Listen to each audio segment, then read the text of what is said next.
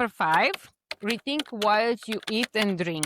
As I said, this is one of my favorites because there are so many delicious dishes and drinks that you can put on your summer menu, and they are actually quite refreshing and quite good for summer. One of the most typical summer foods are cold soups called gazpacho and salmorejo.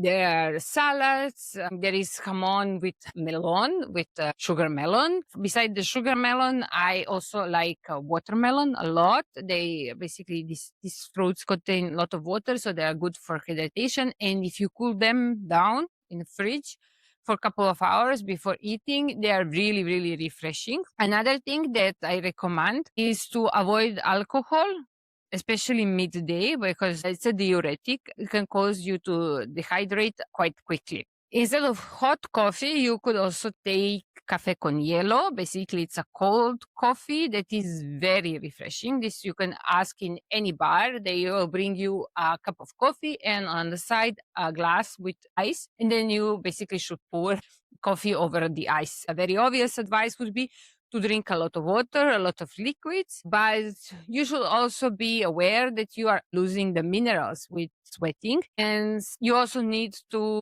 compensate for these lost electrolytes. There are many electrolyte drinks, but one of Spain's greatest invention for hydration is basically gazpacho.